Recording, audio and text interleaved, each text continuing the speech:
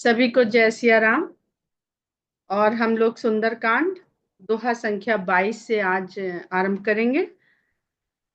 प्रणत पाल रघुनायक करुणा सिंधु खरारी, गए शरण प्रभु राखी हैं तब अपराध विसारी। इससे पहले एक चौपाई पढ़ लेते हैं यहीं की, कि हनुमान जी के द्वारा कही हुई है। जिन्ह मोहि मारा ते मैं मारे, तेहि पर बांधेउ तनय तुम्हारे। मोहि न कछु बांधे कई लाजा, कीन्ह चाहऊं निज प्रभु कर काजा। तो आगे का जो प्रसंग है, जो वार्तालाप है हनुमान जी और रावण का, उसका जो समझ में तब अधिक आएगा जब हम इस चौपाई, ये दो चौपाइयों को ध्यान में रखेंगे। तो हनुमान जी कह रहे हैं कि भाई, जिन्होंने हमें मारा, हमने उनको मारा बदले में, और इस पर भी तुम्हारे पुत्र ने मुझे बांध लिया। तो हनुमान जी रावण की सभा में बंधे हुए खड़े हैं। जब आए थे तो बहुत स्वतंत्र उन्मुक्त, सीता मैया के पास पहुंचे तो बिल्कुल स्वतंत्र रूप था उनका। तो कैसी विचित्र बात है कि जब सीता माता के सम्मुख पहुंच रहे हैं तो स्वतंत्र हैं, और जब रावण जैसे दुराचारी के सामने पहुंच रहे हैं तो बंधे हुए हैं। तो होना क्या चाहिए संसार में, कि हम यदि ईश्वर के सामने हैं, शक्ति के सामने हैं, तो हम अगर बंधन में भी हैं तो बंधन हमारे लिए कोई बंधन नहीं है। और दुराचारी के सामने तो हमें अगर उससे विजय पानी है तो बंध कर विजय नहीं पा सकते हैं। तो जब हम स्वतंत्र भाव में होंगे तभी तो उठा पटक कर सकेंगे। लेकिन यहाँ पर सुंदर कांड की ये बहुत सुंदर सीख है कि हनुमान जी कहते हैं कि मोहि न कछु बांधे कई लाजा। मुझे इस बंध जाने, बंधने का मतलब क्या है? बंधने के दो तीन मतलब है। बंदी हो गए हैं, बंध गए हैं, विवश हो गए हैं, मजबूर हो गए हैं। तो मुझे बंध जाने का कोई भी लज्जा बंध जाने की नहीं है, क्योंकि मैं तो प्रभु का कार्य करने आया हूं। तो अब उन्होंने करवाने वाले वो, भेजने वाले वो, तो बंधवाने वाले भी वो, इसलिए मैं बंध गया। अपनी इच्छा से बंधे हैं ना हनुमान जी, ये तो सबको याद है। जब उन्होंने ब्रह्मास्त्र छोड़ा तो अपनी इच्छा से बंध गए। तो अपनी इच्छा से बंध गए हैं, और बंध इसलिए बंध गए हैं, बहुत सारे उसके कारण है। एक तो जो उसमें हम लोग पढ़ रहे हैं वही है। और हनुमान जी कह रहे हैं मैं तो प्रभु का कार्य करने आया हूं। जिसका कार्य है वो संसार को ये दिखाना चाह रहे हैं, खुद को सिद्ध नहीं करना चाह रहे हैं, कि अगर आप बंधन में भी पड़े हुए हैं और आपका लक्ष्य, जो कार्य है, जो टास्क है, अगर आपके भीतर वो इस विवेक से है कि ये राम का कार्य है, तो फिर आपको चिंता करने की आवश्यकता नहीं है। आप स्वतंत्र रहें या बंधन में रहें, जिसका काम है कराने वाला वही है। तो ये हनुमान जी भगवान के प्रताप का, ये जो उनका भगवान का प्रताप है, उसे भी संसार को प्रतिष्ठित करना चाह रहे हैं। नहीं तो व्यक्ति कहेगा अरे भाई, वो तो हनुमान जी थे इसलिए उनके सब काम हो गए। अब राम भक्त थे तो क्या, थे तो हनुमान जी कितने वीर बलवान, बजरंगी, वज्र के समान अंग, और सब उनके पास इतनी विद्याएं, तो वो कर सके।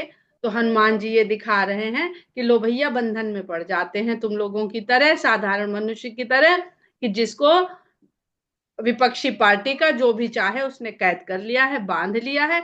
तो अब देखे कार्य हो पाता है कि नहीं।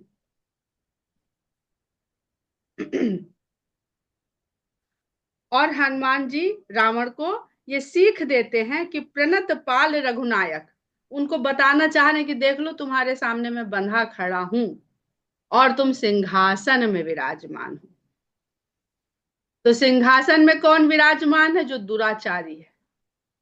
और बंधा हुआ कौन खड़ा है? जो भगवान का भक्त है, जिसके भीतर कोई कर्ता भाव ही नहीं है। अब यहाँ पर एक और बड़ा विशेष है कि हनुमान जी को हनुमान, कल हम लोगों ने बात करी थी ना, हनुमान जी ने कहा कि भाई मेरा भक्त है तो हमें एक बार समझा लेने दो। गुरु को बहुत चिंता रहती है अपने शिष्य की, कि एक बार गुरु के समझाने से तो समझ ले। भगवान ने कहा भाई ये भी करके देख लो। एक बार सती को समझाया था, अब की रावण को समझा के देख लो। तो शंकर भगवान को चौपाई है ना बालकांड में और अभी भी, कि जिन राम का नाम का आसरा ले करके भगवान शंकर काशी को मुक्ति प्रदान करने वाली नगरी बना देते हैं। कहते हैं जो काशी तन तजय कबीरा, राम ही कौन निहोरा। तो अगर काशी में यूं ही जाके मृत्यु प्राप्त कर ली तो कुछ भी किया हो ना किया हो मुक्ति प्राप्त हो जाती है। ये शंकर जी ने उसको ऐसा राम के नाम के प्रभाव से बनाया है। तो शंकर जी के वो अवतार तो खुद बंधे खड़े हुए हैं जो सारे संसार को मुक्ति दे रहे हैं। और हर रावण वो बढ़िया जो भक्त है उनका खाली, तो भगवान बंधन में है और भक्त विराजमान है सिंहासन पर। लेकिन जो भगवान के ऊपर परतंत्र हो जाता है वो दिखने में परतंत्र रहे पर वो स्वतंत्र होता है। और जो दिखने में स्वतंत्र है सिंहासन में विराजमान है, कहा ना जाके बल लवलेश ते जिते हु चराचर झारी। अब यहाँ पे झारी शब्द बहुत महत्वपूर्ण है। झारी का मतलब है अवधि का शब्द है, जिसको कहते हैं झारम झार। मतलब झाड़ झाड़ के जगत को जीत लिया है तुमने, कुछ बचा ही नहीं है, चराचर झारी। फिर भी वो भीतर से मोह के बंधन में बंधा हुआ है। तो वही माया का खेल कि जो दिखता है वही सत्य नहीं होता है। तो इसको और प्रेम से समझिएगा कि हनुमान जी संसार को भगवान के प्रताप, भगवान की महिमा को सिद्ध करने के लिए ये सब लीला कर रहे हैं। कहते हैं कि प्रणत पाल रघुनायक करुणा सिंधु खरारी। भगवान तो करुणा के सागर हैं और जो उनकी शरण में आ जाता है उसका पालन करते हैं। गए शरण प्रभु राखी हैं तब अपराध बिसारे। उनकी शरण में जाओगे तो सारे अपराध भुला देंगे तुमने क्या क्या किया है, और तुम्हारी भी रक्षा करेंगे, क्योंकि ये उनका यश है, वो अपने यश को भंग नहीं करेंगे। राम चरण पंकज उर धरहु लंका अचल राज तुम करहु। तो अगर भगवान की शरणागति को स्वीकार कर लो और अपने हृदय में भगवान के चरण कमल को धारण कर लो तो लंका में अचल राज तुम करोगे। अब लंका में रावण राज करना चाहता ही नहीं है। मोह की, अहंकार की, क्रोध की, लोभ की नगरी है, तो वो तो मुक्ति चाहता है। इसलिए वो ऊपर से तो हनुमान जी से बहस कर रहा है पर भीतर भीतर वो भी लंका में राज करना नहीं चाहता है। वो भी भगवान की निकटता चाहता है जो जय विजय के रूप में उससे छीन गई है। ऋषि पुलस्ति जसु विमल मयंका तेहि ससी महु जनि होहु कलंका। जरा अपने पूर्वज पितामह पुलत्स्य जी के यश को याद करो। निर्मल चंद्रमा के समान उनका यश इस संसार में सुशोभित है। तेहि ससी महु, उस चंद्रमा पर तुम कलंक तो न लगाओ, कलंक की भांति तो मत स्थापित हो जाओ। राम नाम बिनु गिरा न सोहा देखो विचार त्यागी मद मोह। राम नाम के बिना तो वाणी की शोभा ही नहीं है। जरा विचार करके देखो, और ये जो मद और का मोह तुम्हें चढ़ा हुआ है अपनी शक्ति का, वैभव का, इसको एक बार त्याग के विचार करो। बसनहीन नहीं सोह सुरारी सब भूषण भूषित बर नारी। सुरारी देवताओं के शत्रु, भगवान खरारी और तुम सुरारी। भगवान दोषों के शत्रु और तुम देवताओं के शत्रु। देवताओं वही सुर जो सबके साथ सुर में सुर मिला ले, सुर न बिगाड़े किसी का। कि हमारे को इतनी बड़ी कॉलोनी टाउनशिप बनानी है तो हम प्रकृति के यहाँ जितने बड़े बड़े हरियाले पेड़ लगे हुए इनको काट देंगे। तो ये सुर बिगाड़ना हो गया, ये असुर कृत्य हो गया। तो कहते हैं हनुमान जी कि बसनहीन नहीं सोह सुरारी, हे देवताओं के शत्रु, स्त्री वर नारी, सुंदर से सुंदर श्रेष्ठ नारी चाहे जितने आभूषणों से स्वयं को सजा ले, लेकिन अगर वस्त्रहीन है तो वो शोभा नहीं देती है। राम विमुख संपत्ति प्रभुताई, जाई रही पाई बिनु पाई। चाहे जितनी संपत्ति और प्रभुता एकत्रित कर ले इस संसार में मनुष्य, लेकिन अगर वो राम से विमुख है तो ये सब संपत्ति, ये सब प्रभुत्व, ये ऐसा ही है जैसे पाके भी नहीं पाया। सजल मूल जिन सरितन नाही, बरस गए पुनि तब ही सुखाही। जिन नदियों में अपने स्रोत का कोई जल नहीं होता है, जल प्रदान करने का कोई स्रोत नहीं होता है, वो वर्षा के समाप्त होते ही फिर से सूख जाती हैं। तो अभी तो तुम्हारे पास ये आ रहा है, बैक टू बैक संपदा आती चली जा रही है, स्रोत कहाँ है? स्रोत तो वही राम है। तो अगर उससे कट हो जाओगे तो जैसे ही यहां से तुम्हारी जो सप्लाई आ रही है, ये जैसे ही वो सप्लाई बंद हुई तो तुम्हारे पास कुछ नहीं रह जाएगा। सुन दस कंठ कहूं पन रोपी, विमुख राम त्राता नहीं कोपी। हनुमान जी कहते हैं, हे दशकंठ, मैं पन रोप के कहता हूं, प्रण रोप करके। हनुमान जी वचन के रूप में प्रण रोप रहे हैं, और याद रखिएगा कि अंगद अपने पद रोप देंगे। तो इसी सभा में हनुमान जी प्रण रोपण कर रहे हैं और अंगद पद रोपण कर रहे हैं।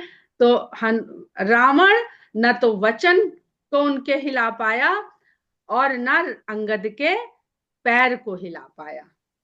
तो अंगद का पैर भी उसी प्रतिष्ठा का प्रतीक है जिसमें अंगद ने, जिस विश्वास के कारण, यदि हनुमान जी भक्ति हैं तो अंगद जब हनुमान लौट के आ गए हैं तो वो प्रत्येक वानर के मन में बसा हुआ विश्वास है, जो विश्वास अब ऐसा बैठ गया है कि उसको हिलाना मुश्किल है। तो हनुमान जी कहते हैं, सुन दस कंठ कहूं पन रोपी, विमुख राम त्राता नहीं कोपी। राम से विमुख हो जाने वाले की कोई भी, कोपी का मतलब यहाँ क्रोधी, कोप से नहीं है, को अपी, कोई भी उसकी रक्षा करने वाला नहीं है। शंकर सहस विष्णु अज तो ही, सकहि न राखी राम कर द्रोही। राम के साथ विद्रोह करने से हजारों शंकर विष्णु ब्रह्मा तुम्हारी रक्षा नहीं कर सकेंगे। वो बता रहे हैं कि मेरे भक्त हो, हम तो, तुम एक ही शंकर के भक्त हो, लेकिन हजारों शंकर भी मिल जाएं तो राम के द्रोह करने वाले की रक्षा नहीं करेंगे, नहीं कर सकेंगे। मोह मूल बहुसूल प्रद त्याग तम अभिमान, भजहु राम रघुनायक कृपा सिंधु भगवान। क्योंकि तुमको जो ये घमंड है, यही तुम्हारे लिए तम के समान है। और जो इन सबका जो मूल है, जड़ कौन है इस घमंड का? जो मोह है। हम लोगों ने पढ़ा था ना कि लंका की जो वाटिका है वो मोह के वन की वाटिका। मोह क्या होता है? मोह यही है कि सब कुछ जो मेरा हो जाए, और मेरा हो जाए तो मेरा ही बना रहे। यही मोह है, ये प्रेम नहीं है, ये मोह का रूप है। तो मोह मूल बहुसूल प्रद, मोह रूपी जड़ बहुत सारे शूल को प्रदान करने वाली है, इसलिए ये अभिमान रूपी तम को त्यागो और भजहु राम रघुनायक कृपा सिंधु भगवान। कृपा सिंधु भगवान रघुनायक राम को भजो। जदपि कही कपि अति हितबानी, भगति विवेक बिरति नैसानी। यद्यपि हनुमान जी ने उनका कल्याण करने वाली सारी वाणी कही, और ये वाणी भक्ति, विवेक, वैराग्य और नीति से सनी हुई। बोला बिहसी महाअभिमानी, मिला हम ही कपि गुरु बड़ ज्ञानी। रावण हंसता है अभिमान के साथ, बोला बिहसी महाअभिमानी, बड़े अभिमान के साथ हंसता है और कहता है, अच्छा हमको गुरु के रूप में ये वानर ही मिला है सबसे बड़ा। अब यहाँ रावण का अपना घमंड, ज्ञान का घमंड, कह रहा है गुरु और तो भी नहीं समझ पा रहा। अरे गुरु का जो वाक्य होता है ना, वो चाहे कहीं लिखा मिल जाए, तो जैसे गायक लोग होते हैं ना, तो उनकी गायकी की एक स्टाइल होती है। तो उस गुरु के जितने भी उस परंपरा के शिष्य होंगे, चाहे नृत्य शैली हो, चाहे वादन शैली हो, चाहे प्रवचन शैली हो, उसमें गुरु की झलक मिलती रहती है। और इतने अज्ञान के, अभिमान के अंधकार में और ज्ञान के घमंड में रावण चूर है कि गुरु की वाणी को अपने नहीं समझ पा रहा है। मृत्यु निकट आई खल तो ही, लागे सी अधम सिखावन मोही। लगता है दुष्ट तुम्हारी मृत्यु समीप ही आ गई है, जो तुम मुझे ये शिक्षा दे रहे हो। मेरे ही दरबार में खड़े हो, बंधे हुए खड़े हो, और डरना तो दूर, तुम हमें सीख दे रहे हो। उल्टा होई कह हनुमाना, मति भ्रम तोर प्रगट में जाना। तब हनुमान जी तब भी नहीं डरे। रावण ने मार देने की बात तक कह दी कि तुम्हारी तो मृत्यु आ गई है निकट। तब हनुमान जी कहते हैं कि जो तुम कह रहे हो इसका उल्टा होगा, ये मैंने देख लिया है कि तुम्हारी मति को भ्रम हो गया। सुन कपि बचन बहुत खिसियाना। मारने की बात कह के भी हनुमान जी के ऊपर कोई असर ही नहीं हुआ, न डरे न घबराए कि अभी माफी मांग लें कि गलती हो गई, गलती। समुद्र की तुलना करिएगा कि समुद्र क्यों कितना डरता था रावण से। जब हम लोग अभी सुंदर कांड में ही हैं, वहां पहुंचेंगे तब उसकी बात करेंगे कि रावण से लोग कितना डरते थे। तो खिसिया गया। अब आप किसी को धमकी दें और वो डरे ना, तो माता सीता को जब कहा तलवार उठा ली, तब वहां खिसियाया। और यहाँ हनुमान जी को मारने की बात कही, वो भी नहीं डरे, तो यहाँ भी खिसियाया। बेगिन हरहु मूढ़ कर प्राणा। अब खिसियाहट में कहता है कि कोई शीघ्र आकर के इस मूर्ख के प्राण को हर लो। सुनत निशाचर मारन धाये, सचिवन सहित विभीषण आए। इतना सुनना था कि हनुमान जी को मारने के लिए निशाचर दौड़ पड़े। जैसे ही निशाचर दौड़े तो सचिवों के साथ विभीषण वहां आ खड़े हुए। अब यहाँ हनुमान जी क्या दिखाना चाह रहे हैं कि भैया लो हम तो बंधे खड़े हैं। जब वो आग लगाई गई पूंछ में तो छोटा रूप करके निकल गए, तो इस बंधन में छोटा रूप कर लें तो बंधन ढीला पड़ जाएगा कि नहीं। आपने किसी को बांध दिया कस के कस के कस के, और वो छोटा बन गया, तो फट से निकल जाएगा उस कितनी देर का बंधन। यही यही हनुमान जी दिखा रहे हैं कि अपने को लघु कर लोगे तो सब बंधन ढीले पड़ जाएंगे, अपने को बड़ा करे रहोगे तो बंधन में पड़े रहोगे। लेकिन हम बड़ा किए हुए हैं, वो तो भगवान के कार्य के लिए किए हैं, तो अब हम बंधन में, लो जी हम खड़े, अब तुम जानो। तो जिन अशोक वाटिका में उन्होंने किस तरह से गिरते गिरते भी उन्होंने मेघनाद की सेना का संहार कर दिया था, और यहाँ खड़े हैं, नहीं कोई आक्रमण, नहीं कोई विरोध नहीं। तब उसी समय विभीषण अपने अपने सहायकों, अपने सचिवों के साथ वहां पर आ गए। नाई शीस करि बिनय बहुता, नीत विरोध न मारियत। तो हनुमान जी क्या देख रहे हैं, जब विभीषण जी कहते हैं रावण को शीश नवाकर बहुत विनम्रता के साथ कहते हैं कि दूत को मार देना नीति के विरुद्ध है, तो हनुमान जी सोचते हैं ये बात थी, हमको तो आधा ही काम बता के भेजे थे कि पता लगा के ले आओ, और यहाँ ये भी होना था, और यहाँ व्यवस्था उन्होंने ये कर रखी थी कि विभीषण को तैनात कर रखा था। तो उनके मन में हर हर कदम पे देख रहे हैं कि हम अपने भाव से भर नहीं जाएं कि हम बहुत विशेष हैं इसलिए हमको यहाँ भेजा गया है। भक्त के अंदर भक्ति का अपना अहंकार होता हो जाता है। भक्ति योग पढ़िए तो उसमें लिखा है, भक्ति योग का ये बुराई आ जाती है भक्त के भीतर कि उसे अपनी भक्ति और अपने भगवान श्रेष्ठ लगने लगते हैं, और अन्य सब कुछ उसको उससे कमतर लगने लगता है।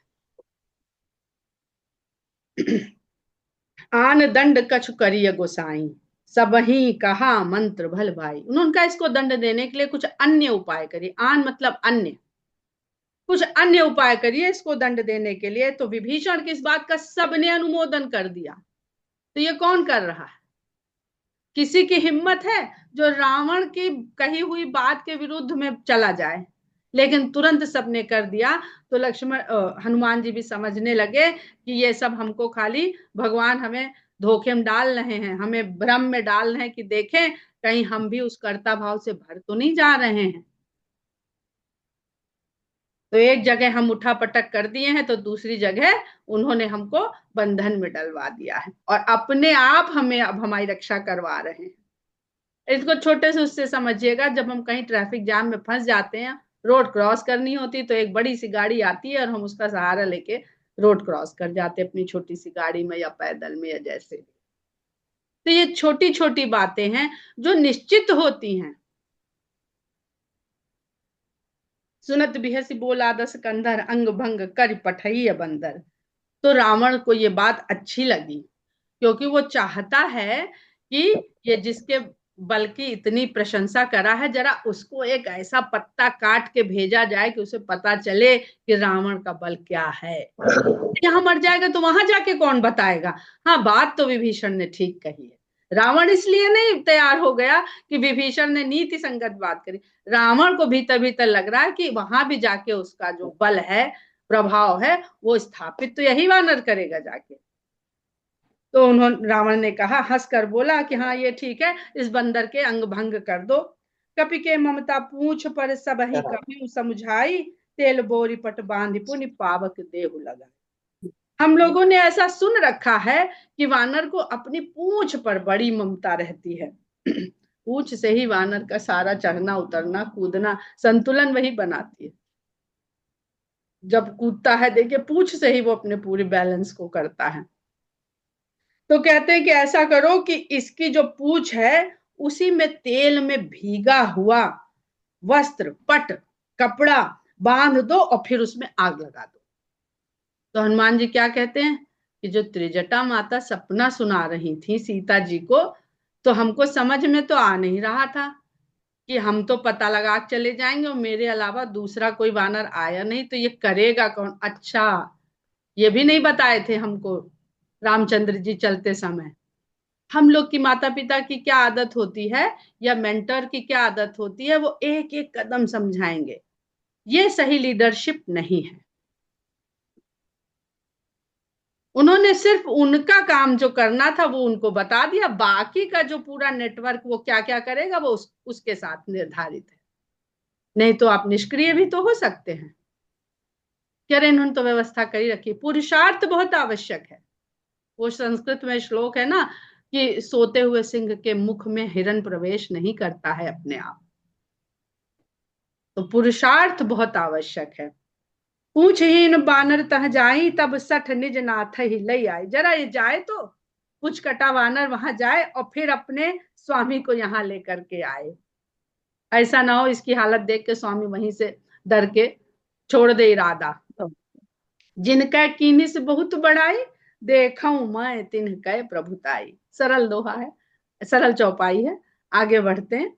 बचन सुनत कपि मन मुस्काना, भई सहाय सारद मैं जाना। अब ये वाणी किसकी है? रावण की। ये आदेश कौन दे रहा है?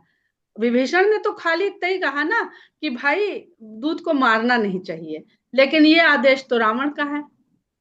तो बचन सुनत कपि मन, अब मुस्कुराए क्या वही त्रिजटा की बात करके, वाह प्रभु खूब हमें तुम भी नचा रहे हो।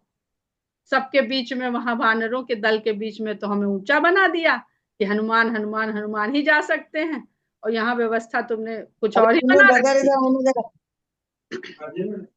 अरे अब इमरजेंसी।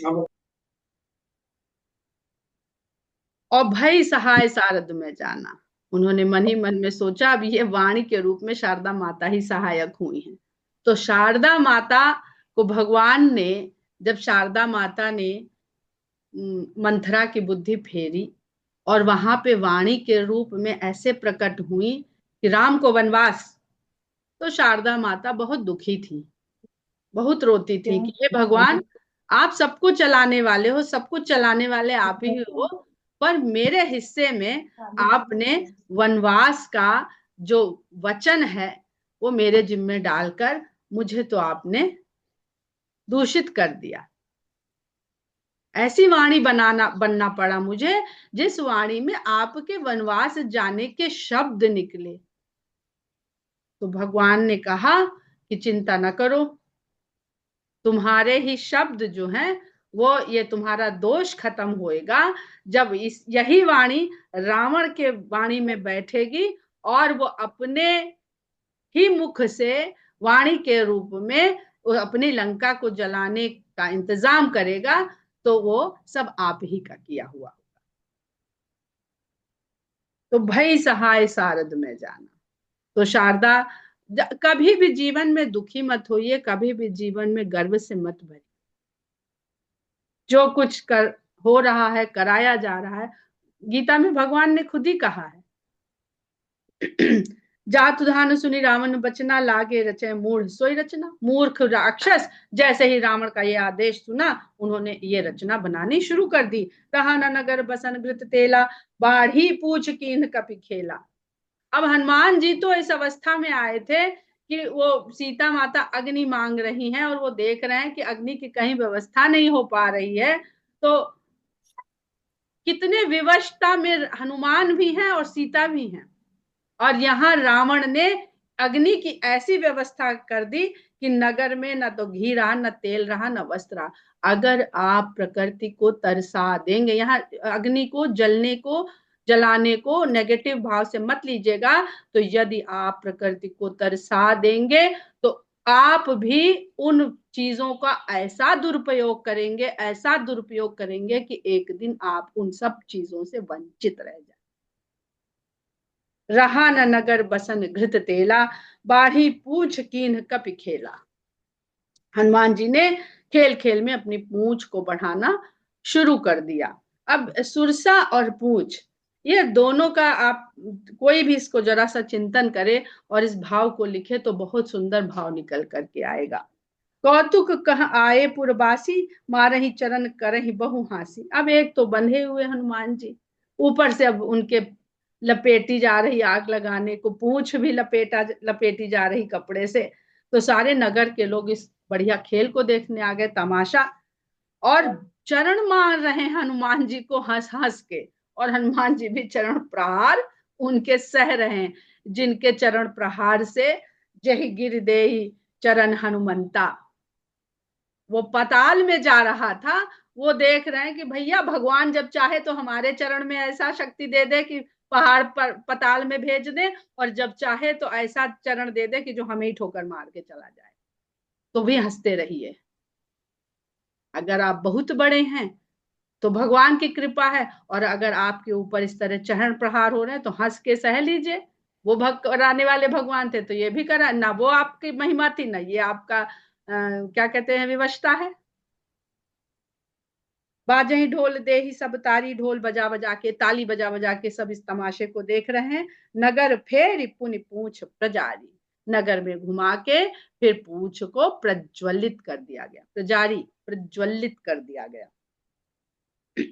पावक जरत देखी हनुमंता, जब हनुमान जी ने देखा कि अरे आग तो लग चुकी है, जल उठी है, भयउ परम लघु रूप तुरंता, तुरंत ही वो बहुत लघु रूप में हो गए।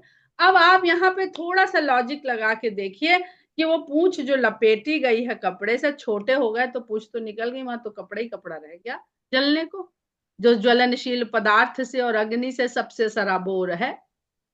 तो हनुमान जी क्यों कहते हैं शाखा मृग की बड़ी मनसाई?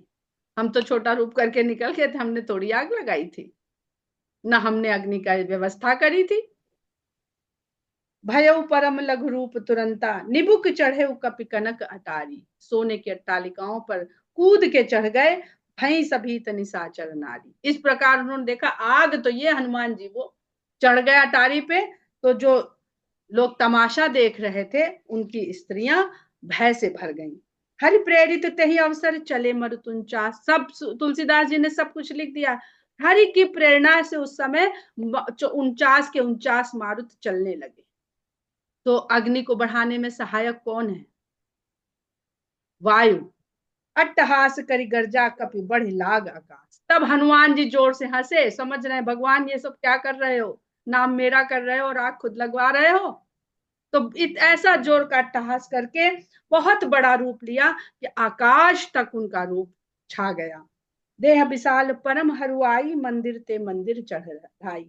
देह तो उनकी बहुत विशाल हो गई, लेकिन परम हरुआई, अवध में एक शब्द बोला जाता है हरुक, अगर जो अवध के लोग हैं वो समझते हरुका गए, हरुका माने हल्का हो जाना, तनिक हरुक है। जेवर लेने आते हैं ना लोग जब सर्राफों के यहाँ, ज्वेलर्स के यहाँ, कहते हैं ये तनिक हरुक है और भारी दिखा और गरु दिखाओ, तो हरू आई। देह विशाल परम हरुआई, मंदिर ते मंदिर चढ़ धाई। मंदिर से मंदिर चढ़ चढ़ के दौड़ दौड़ के चढ़ रहे हैं हनुमान जी। जरई नगर भालोग बिहाला, नगर पूरा जलने लगा, झपट लपट बहुकोटि कराल। करोड़ों प्रकार की लपटें झपट लपट के उठने लगी। तात मातुहा सुनिए पुकारा, ए अवसर को हम ही उबारा। जो लोग लंका के रहने वाले थे वो हाय तात, हाय मात, हाय पिता, हाय माँ, ऐसे कर करके पुकारने लगे अपने को बचाने के लिए, और कहते हैं इस अवसर में हमें कौन बचाने वाला है। हम जो कहा यह कपि नहीं होई, बानर रूप धरे सुर कोई। हमने तो पहले ही कहा था। अब जैसे ही देखे संसार का क्या कथन होता है, वो स्थिति के साथ तुरंत अपना विचार बदल के प्रस्तुत कर देती है। क्रिकेट होएगा, शुरू होएगा तो आज तो हार जाएंगे, जहां थोड़ा थोड़ा बढ़ने लगेगा, अच्छा खेलने लगेगा, हमने पहले ही कहा था आज बढ़िया टॉस जीता, आज यही जीतेंगे। वो जैसी जैसी परिस्थिति वैसे वैसे बोलने लगता है। चाहे चुनाव को देख लीजिए, चाहे क्रिकेट में देख लीजिए, और चाहे जीवन में देख लीजिए। हमने तो कहा था इनका कहना ना मानना, ये आगे चल के धोखा देंगे। और अगर अच्छे निकल गए, हम तो आदमी पहले ही पहचान लिए थे। तो ये संसार की ऐसी ही रीति होती है बात करने की। तो कहते हैं हमने तो कहा था ये कपि नहीं, ये तो कोई वानर के रूप में धरे हुए कोई देव है जो यहाँ आ गया है। हम लोग यहीं पर विराम लेते हैं, समय हो गया है। सुंदरकांड में आनंद इतना आता है कि समझ में नहीं आता है समय का। जय सिया राम। जय बहुत श्री अच्छा राम। लगता है, बहुत अच्छा।